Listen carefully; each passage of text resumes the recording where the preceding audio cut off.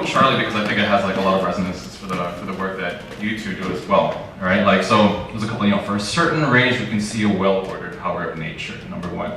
Number two, similar functions, similar shape, and different scales. And so we talk about difference: social difference, personal difference, intellectual difference, biological species difference, kind of across kind of a one-to-one relation, right? But how can we think about scale? That's kind of my question for you. How effective is tests or examples or case studies? In Ari's cases, you work on literature. We teach literature to think about social relations, right? I think the Troilus and Cressida is like really perfect in terms of thinking about those kinds of power relations, unequal power relations, but how those can be negotiated, right? Michael, in terms of your work on the passport, on litmus testing sovereignty, but like what real kind of lives at stake, right? And it starts with lacrosse, which is this game, this ironic game, in the kind of colonial context. But if you balloon it out, you think about sovereignty, you think about international relations, you think about decolonization, and of course for fractals, right, from the cauliflower to his obsession with cruciferous vegetables and to clouds, right? So I wanted to see if we can kind of comment on what scale does for you and your disciplines and the kinds of questions you ask. Should I comment on your comment? Brilliant synthesis. Lit. I'm glad. I'll let you go. Okay.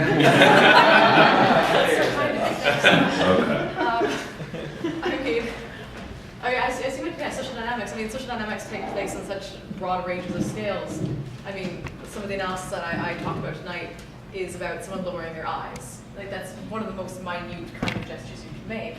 And then one of the other elements which I didn't get a chance to discuss tonight is that to cut down to size, I have to cut out about 3/4 of the example by larger paper. Sorry.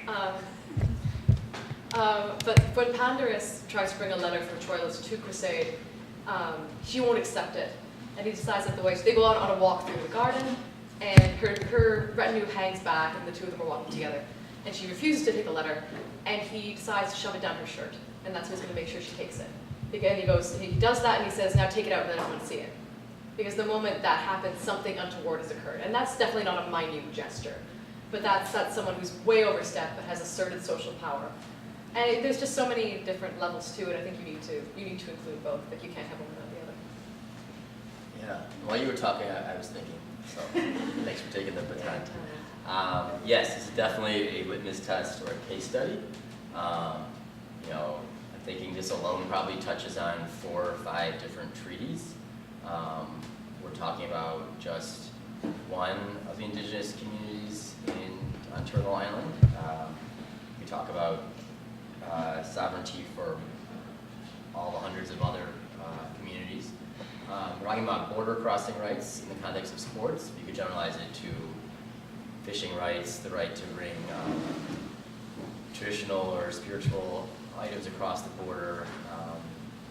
We could talk about the right to access work or school or employment on the other side of the colonial boundary. So yeah, it's definitely generalizable. I don't know if fractable is a word, but it's fractable. Well, it's kind of an isolated incident that has recurred many times in different scenarios, different ways, and excluded First Nations people from participating in society in a normal way, or in like a way that gives them access. Mm-hmm. Does that mean that? Thoughts on that? Scale. I guess, like, I'm interested in kind of scale invariance. So you see things that happen on galactic scales, like our Milky Way galaxy is a spiral. That's super cool, but it also happens in your bathtub. And it's interesting that the dynamics of the formation of a galaxy end up having that similar kind of solution of spiral when it flows or when it moves, and so does water draining down your tub. Thank you. I had Jamie and then Judith. So sort of similar to you, I think. Sure.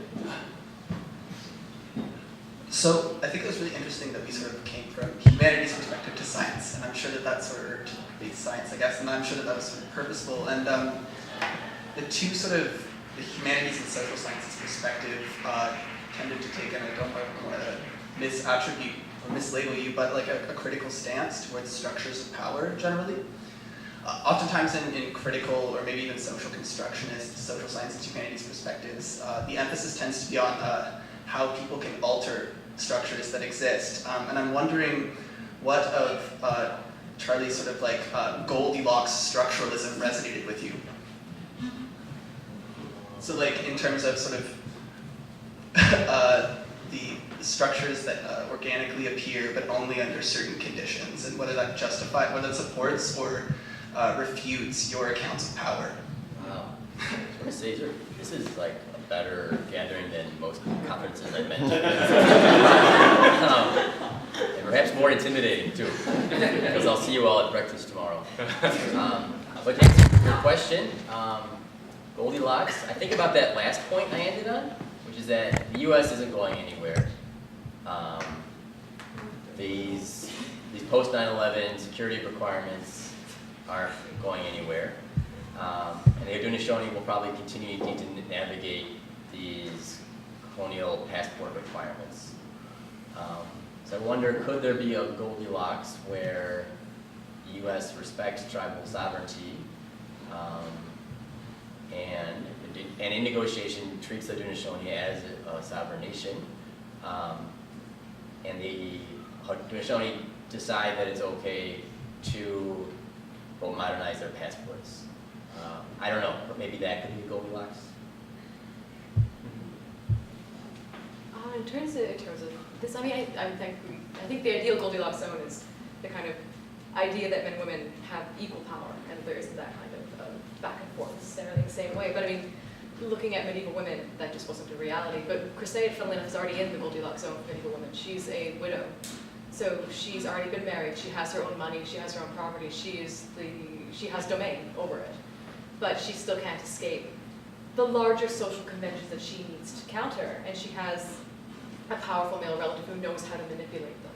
So even though she does have control, she does have power, her perception is everything. And the way that she appears to other people, the way that she looks to other people, that still is everything, even though she has that kind of power. So she's already in the medieval Goldilocks zone, but it was very easily manipulated at the time. Yeah, I think it's about finding sweet spots, and I'm sure that in all disciplines there are sweet spots for whatever system that you're interested in, just in terms of maybe it's a compromise, maybe it's just finding the right conditions to fulfill some objective.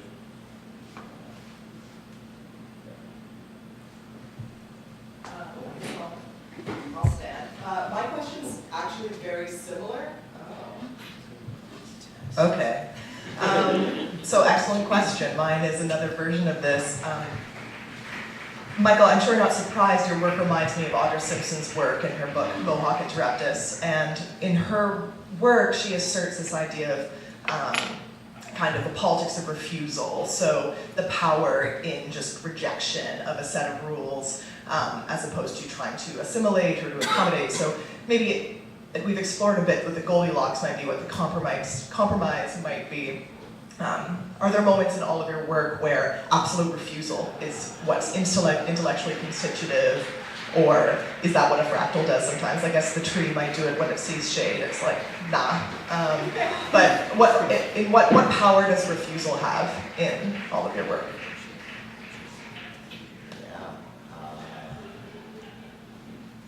You probably saw how the team refuses the offer of U.S. passports.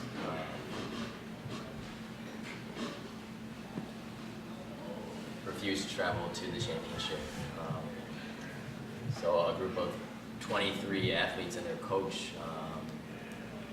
are, in a way, able to stymie and push back against the entire U.S. legal military colonial machine. Reminds me of a concept from another indigenous author, Leanne Simpson, who says that in some cases to take down the house of the master, you need to not use their tools, right? So, and the right course forward is not reconciliation, or rather to refuse. The team forfeited their matches, but they made this tremendous political statement that we're talking about today. just want to jump on that because the quote that you just said, to take down the house, the master use, not use their tools, is basically my answer for crusade. Refusal only has significance when men aren't involved anymore. She says no to Troilus' letter, it's forced on her. She tries to say no to becoming a bargaining piece for the war, and she's forced into it anyway. The only time when her refusal has any significance is when she says, no, Troilus, I'm not coming back to Troy to meet you again. And that's the only time, the only way she can make that decision is that no man except for Troilus and Pandarus know about it, and they're in Troy and they can't access her anymore. So she actually has full control in that moment of whether she goes or not, and they can't force her anymore. So that's the only time her voice actually has any weight to it.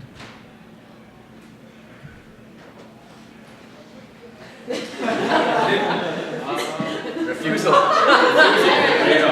That's time for 2 more. We have about 5 minutes. I had Sasha, then Can I? did you want to ask? No, yeah, can I? So I had Charlie in mind when I formulated this question, but jump in there with you guys. I guess maybe because I've talked to you before about some of this stuff, and it sort of makes sense that there's you get these different physical formations on different scales because there's commonalities, right? There's a particular organization of the rules of physics and similar things being done. Maybe talk about these gradients, these energy transference. The thing and so I was like, okay, makes sense. These structures recur in different scenarios, and you pointed out some of what's analogous between the situations. The one that's really, because you have these universal physical laws, right? The thing that's really like warping my mind and thinking about is about when your analogy to evolution, because then you have something that's not happening in physical space. You're having something that's happening now to do with contingency and to do with time. And it's not clear, well, why should rules that apply to contingency and time, have analogs to the physical space? I'm wondering if you think, if you agree with what I'm saying, that it's because there's these sort of universal constraints that apply that you get these similar structures. And if so, and if that analogy that you make between evolution and these structures is valid, is there analogy between those two domains which to me seem so radically different? Yeah, that's a really good question.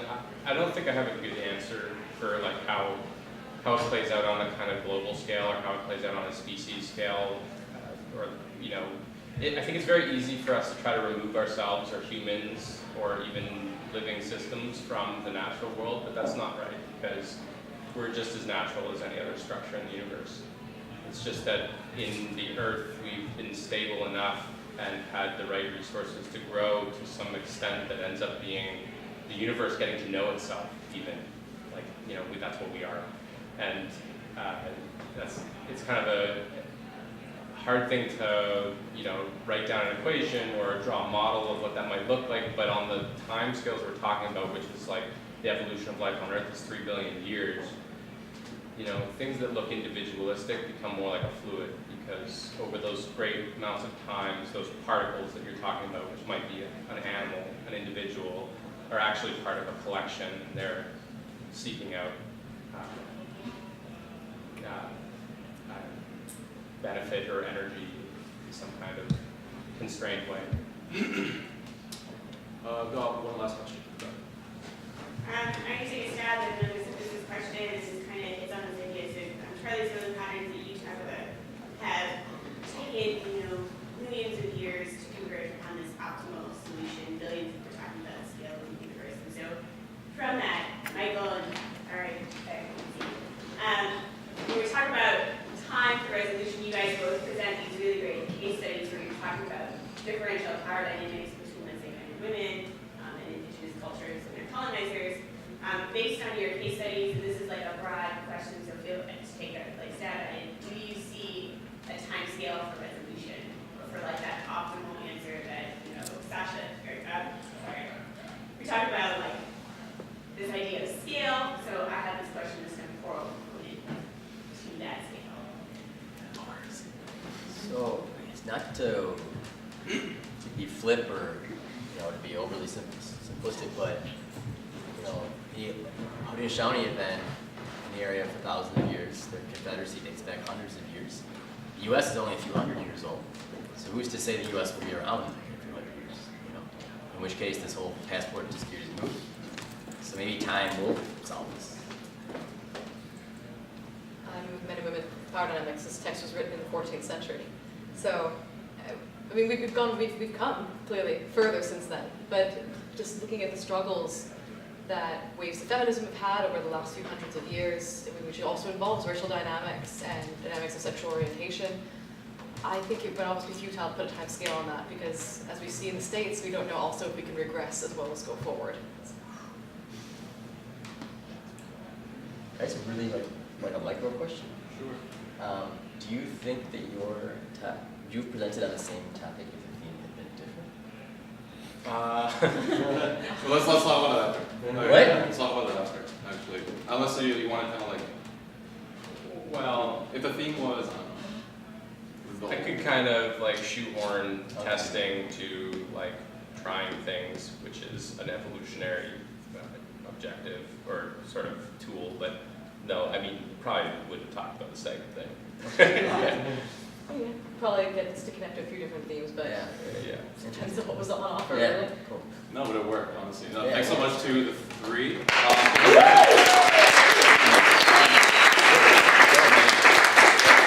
Cool, please join us in, when is the next? December 10th, I believe. December 10th, for a theme that Sasha will chair, which is? Oh yes, which is based on the. You can come up front. Yes.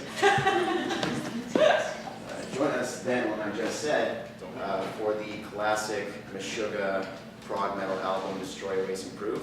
We already have at least one speaker lined up, and if anyone else is interested in talking, please find me. What's it called again? Again, Destroy, Erase, Improve. Which also kind of, but sorry, you went. All right, thanks again, everyone. Thanks so much. And you can help us start. Yes, please.